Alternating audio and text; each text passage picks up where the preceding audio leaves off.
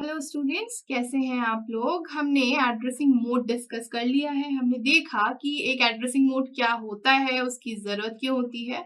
आज हम एक न्यूमेरिकल सॉल्व करने वाले हैं एड्रेसिंग मोड्स पर बेस्ड। तो जल्दी से एक बार क्विक रिवीजन देख लेते हैं कि एड्रेसिंग मोड क्या होता है। तो बेसिकली हमारा एक इंस्ट्रक्शन होता है, उसकी जो फील्ड्स होती हैं वो होती हैं मोड, उसमें होता है ऑप कोड और होता है एक एड्रेस फील्ड। ऑपकोड ये बताता है कि एक्चुअली हमको डेटा पे क्या ऑपरेशन परफॉर्म करने हैं।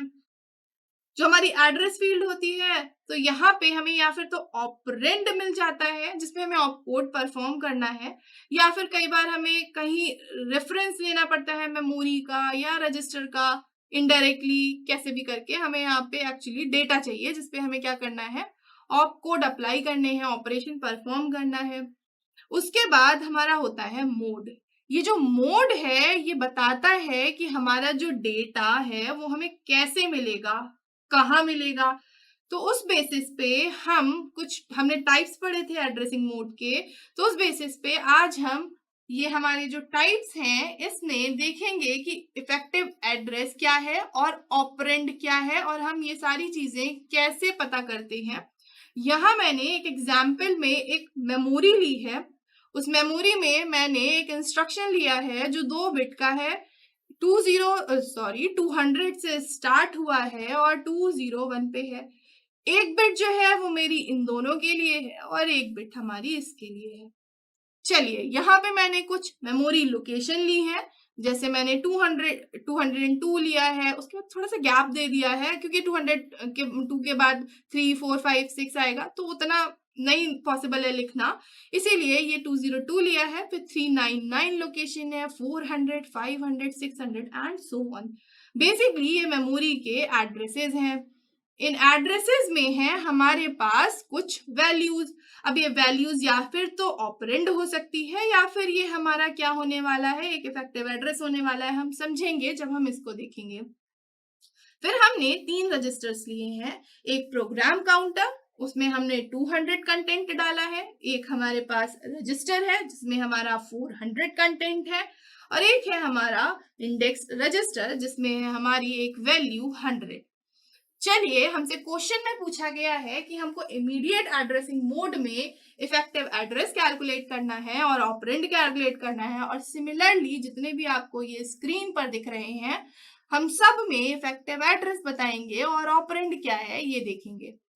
स्टार्ट करते हैं इमीडिएट एड्रेसिंग मोड से। तो अगर आपको इमीडिएट एड्रेसिंग मोड याद होगा, जब हमने इसको पढ़ा था डिटेल में, तो हमने देखा था कि जो हमारा एड्रेस फील्ड होती है वही हमारा डेटा या एक्चुअल हमारा जो डेटा होता है जिसपे ऑपरेशन परफॉर्म करना होता है होल्ड करती है। तो अगर आप एड्रेस फील्ड देखोगे इस इंस्ट्रक्शन की, तो यहाँ पे जो एड्रेस फील्ड है उसमें आपका जो डेटा है वो क्या है, 500। और ये जो 500 है यही एक्चुअल डेटा होगा इन case of immediate addressing mode, जैसा कि मैंने अभी एक्सप्लेन किया। तो ऑपरेंड तो मेरा क्या हो गया, 500 हो गया। अब बात आती है इफेक्टिव एड्रेस की। तो quick revision, effective address is the address जहां से हमको ये एक्चुअल डेटा मिल रहा है। तो ये जो डेटा है वो हमको 201 लोकेशन से मिल रहा है। इसीलिए इमीडिएट एड्रेसिंग मोड का जो इफेक्टिव एड्रेस है वो हो गया 201। तो ऐसे हमने इमीडिएट एड्रेसिंग मोड का इफेक्टिव एड्रेस फाइंड आउट किया और देखा कि उसमें ऑपरेंड क्या है। चलिए डिस्कस करते हैं हमारा second addressing mode, that is direct addressing mode, जहां पे हमें इफेक्टिव एड्रेस एंड ऑपरेंड को कैलकुलेट करना है। अगर आपको याद हो, डायरेक्ट एड्रेसिंग मोड के केस में हमने देखा था कि हमारा जो इंस्ट्रक्शन होता है उसमें जो एड्रेस फील्ड होती है वो एक इफेक्टिव एड्रेस होता है जिसको हम मेमोरी लोकेशन में देखते हैं और फिर वहां से हमको क्या मिलता है, एक्चुअल डेटा मिलता है। तो यहाँ पे हम देखेंगे कि हमारी एड्रेस फील्ड है उसमें 500 है। 500 डायरेक्ट एड्रेसिंग मोड के केस में एक लोकेशन है, तो हम इसको देख के इस मेमोरी लोकेशन पे गए। हमने देखा कि ये जो मेमोरी लोकेशन है इस पे 800 है और ये हमारा हुआ डायरेक्ट एड्रेसिंग मोड के केस में इफेक्टिव एड्रेस और हमारा ऑपरेंड। तो चलिए लिख देते हैं यहाँ पे ये direct addressing mode. Direct addressing mode में हमारा जो इफेक्टिव एड्रेस है वो 500 है और 500 लोकेशन पे जो है दैट इज 800 वो मेरा ऑपरेंड हुआ। तो यहाँ पे 800 हमारा क्या हो गया, ऑपरेंड हो गया। चलिए अब हम बात करते हैं इनडायरेक्ट एड्रेसिंग मोड की। सिमिलरली इनडायरेक्ट एड्रेसिंग मोड में भी हमें इफेक्टिव एड्रेस और ऑपरेंड को कैलकुलेट करना है। अगर आपको याद होगा तो इफेक्टिव एड्रेस जब हम इनडायरेक्ट एड्रेसिंग मोड पढ़ रहे थे तो हमने देखा था यहाँ पे होती है इंस्ट्रक्शन में एक लोकेशन, हम जाते हैं उस लोकेशन पे, फिर उस लोकेशन में होता है इफेक्टिव एड्रेस।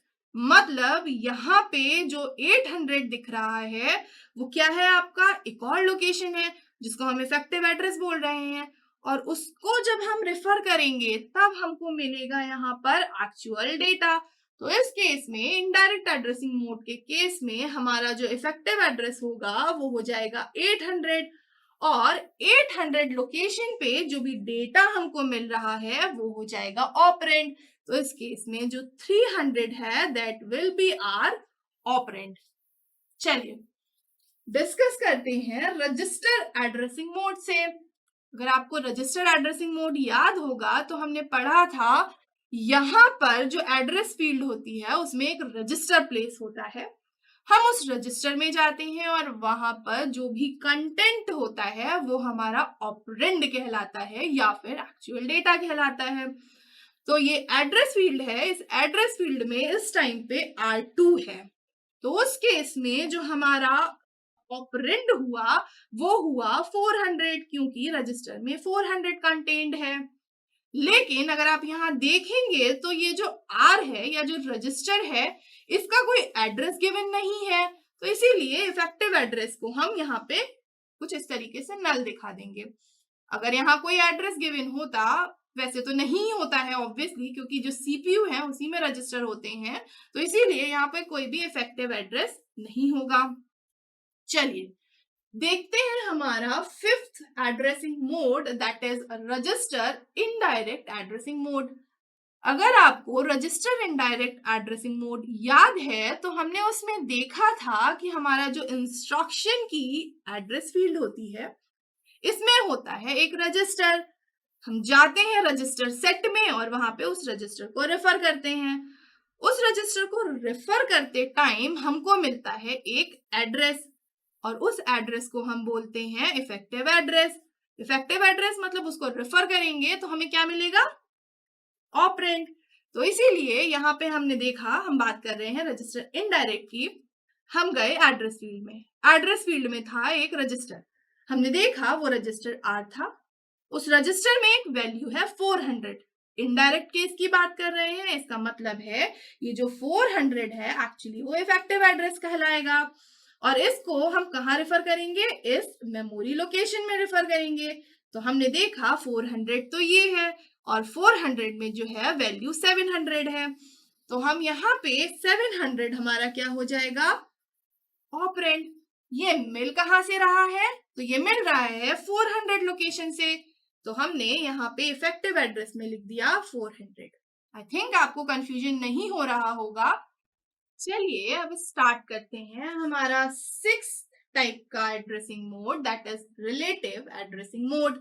अगर आपको याद होगा तो हमने रिलेटिव एड्रेसिंग मोड में देखा था कि हम इफेक्टिव एड्रेस को कैलकुलेट करते हैं एड्रेस पार्ट ऑफ इंस्ट्रक्शन से, मतलब एड्रेस पार्ट ऑफ इंस्ट्रक्शन को हम ऐड करेंगे कंटेंट ऑफ प्रोग्राम काउंटर के साथ। लेकिन यहाँ पे ट्विस्ट ये था कि जो प्रोग्राम काउंटर है वो फैच हो जाने के बाद तुरंत से नेक्स्ट इंस्ट्रक्शन को पॉइंट करने लगता है, तो जो 200 वैल्यू है ये हो जाएगी 202। तो यहाँ पे एक्चुअली पहले तो मैं लिख देती हूँ, address part of instruction will be added by content of program counter.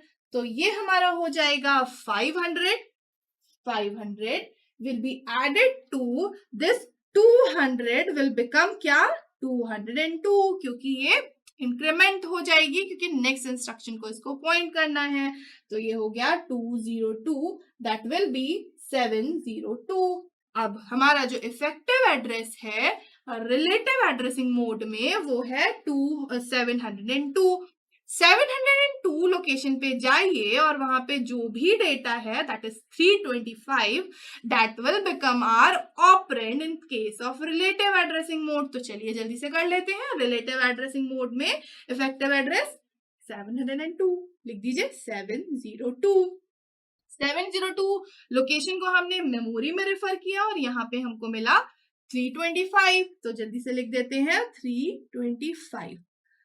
Start करते हैं हमारे 7th एड्रेसिंग मोड से, that is indexed addressing mode, जहां पे अगेन हमें इफेक्टिव एड्रेस एंड ऑपरेंड को कैलकुलेट करना है। इंडेक्स एड्रेसिंग मोड में जो इफेक्टिव एड्रेस होगा, अगर आपको याद है तो हमने उसका फॉर्मूला देखा था, address part of instruction will be added to content of index register. तो यहाँ पे एड्रेस पार्ट ऑफ इंस्ट्रक्शन देखिए, ये मेरा इंस्ट्रक्शन है, इसका एड्रेस पार्ट है 500। This 500 will be added to content of index register. तो ये है मेरा इंडेक्स रजिस्टर, यहाँ पे है 100, तो हमने 500 को 100 से ऐड किया और हमको मिला 600। अब ये हुआ मेरा इफेक्टिव एड्रेस, तो यहां हम 600 तो लिख ही देते हैं। अब 600 इफेक्टिव एड्रेस है, इसका मतलब है जो एक्चुअल डेटा है वो हमें इस लोकेशन पे मिलेगा, और ये जो 600 है हमको ढूंढना पड़ेगा मेमोरी में, तो हमारा 600 ये है। अब हम क्या करेंगे, 600 लोकेशन पे जाएंगे जो कि एक्चुअली हमारा इफेक्टिव एड्रेस है, और ये हमको देगा एक्चुअल ऑपरेंड। तो यहाँ पे हमको मिल गया 900। चलिए डिस्कस करते हैं हमारा ऑटो इंक्रीमेंट एड्रेसिंग मोड। अगर आपको याद हो, ऑटो इंक्रीमेंट एड्रेसिंग मोड को जब हम डिटेल में डिस्कस कर रहे थे तो हमने देखा था कि हमारा जो इंस्ट्रक्शन होता है उसका जो एड्रेस पार्ट होता है उसमें होता है एक रजिस्टर। रजिस्टर क्या है यहाँ पे, ये आर। इस आर में जो भी हमारी वैल्यू होती है, हम उस वैल्यू, एक्चुअली वो हमारा एड्रेस हो जाता है। इस केस में हम जाते हैं मेमोरी पे, उस वैल्यू को देखते हैं, और यहाँ पे जो भी हमारा 400 में होता है वो हमारा बनता है एक्चुअल डेटा। तो ऑटो इंक्रीमेंट के केस में हमने क्या किया, ऑपरेंड को पहले फेच किया, तो ऑपरेंड है हमारा 400 में 700। ये 700 हमको मिल कहां से रहा है, तो इस लोकेशन से मिल रहा है, तो 400 हमारा इफेक्टिव एड्रेस हो गया। बात यही खत्म नहीं हुई। ऑटो इंक्रीमेंट में जो दूसरा स्टेप होता है वो होता है कि जो आर ऑटो है, आई मीन जो हमारा रजिस्टर है, उसको 1 से इंक्रीमेंट कर दिया जाए। तो फिलहाल अभी यहाँ पे इसकी जरूरत तो नहीं है, लेकिन क्योंकि स्टेप ही ऐसा है तो मैंने यहाँ पे ऐसे आपको दिखा दिया है। लेकिन अगर मान लीजिए फिर से हम ऐसी इस एड्रेसिंग मोड को रेफर करना होता तो नेक्स्ट टाइम हम एक इंक्रीमेंटेड वैल्यू से इसको रेफर करते हैं, मतलब 401 लोकेशन से रेफर करते हैं, और इस तरीके से हम आगे की वैल्यूज को रेफर करते हैं। बट फिलहाल अभी यहाँ पे मैं इतने का ही काम था, तो क्योंकि 2 स्टेप है तो मैंने आपको दोनों बता दिए हैं कि पहले ऑपरेंड को फेच करिए, हमने फेच किया, उसका इफेक्टिव एड्रेस लिख दिया। सेकेंड जो होता है वो होता है इंक्रीमेंट करना।